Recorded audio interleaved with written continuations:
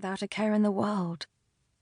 What would it be like to paint so freely, to wield a brush without the threat of magic commandeering the portrait, to give in to the high of pure creation?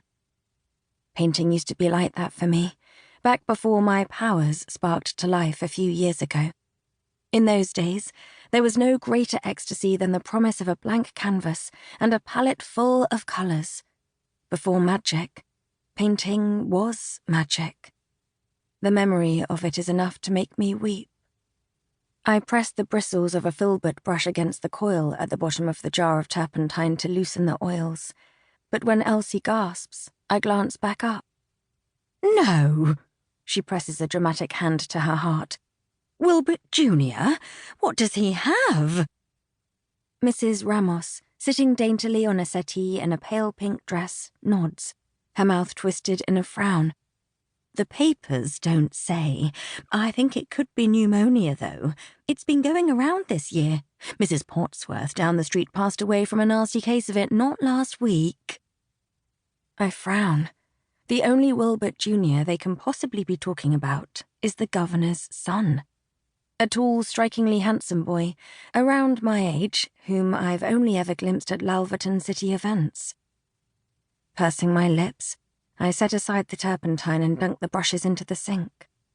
Soap bubbles in my palm as I work it through the bristles, and I stare absently out the window at the snow swirling in the street and the passers-by kicking through muddy slush on the sidewalk. I fall into a rhythm, imagining I'm back at the flat my family used to live in downtown. Mother is at my side in front of the kitchen sink, scrubbing burnt sienna out from underneath her fingernails. Father bustles in through the door, arms laden with bowls of leftover soups from his restaurant. My little sister Lucy rushes at him, asking if her pet frog can have the lobster bisque. "You know it's his favourite, Pa." "Myra," Elsie says behind me, and I jump, dropping the brushes, which hit the bottom of the basin with a faint series of plinks. "Mrs. Moore," I say, looking back to where she was chatting with Mrs. Ramos earlier. I catch sight of the curly-haired woman tugging a coat over her dress as she heads out the door. "You scared me." Elsie chuckles, thunking down another cupful of dirty brushes. "An ox could sneak up on you, dear. You spend too much time in your head." She turns her back to me and gestures at the buttons down her spine. "Help me off with my smock, please." I obey. Sweat glistens on the back of her neck, dampening the grey curls that have escaped her tight bun. "I know it's not my place to ask questions," the old woman continues, patting at her hair, "but are you sleeping? How's Lucy?" I paste on a neutral expression and slide the smock from Elsie's shoulders. "The same." She sighs. "Oh, I do wish I could help." The words are like a backhanded blow. I wonder what Mother would think if she heard them, whether Father would scoff in that indignant way of his at the blatant lie. I stare at my feet to keep from glancing at the fat amethysts drooping from Elsie's soft, white earlobes, the glitter of half a dozen gold chains around her neck, or the bulbous gems on her gnarled fingers. Any one of those sold to a jeweler would fetch the money Lucy and I need.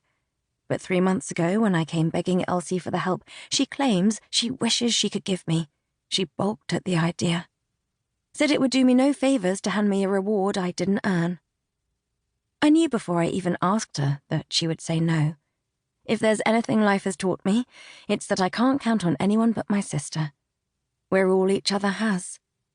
And in the past, that would have been enough.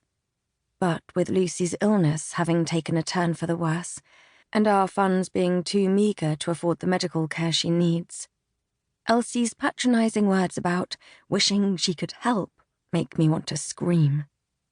"How was Mrs. Ramos?" I ask a bit too brightly, as I fold the smock into a tidy little square and set it on a pile of linens I plan to wash tomorrow. Elsie draws the back of her hand across her brow. "She's doing well, I think. Her son is visiting this week." "The senator?" "Yes, he took her to see Governor Harris's public address yesterday." Her expression sours. "And?"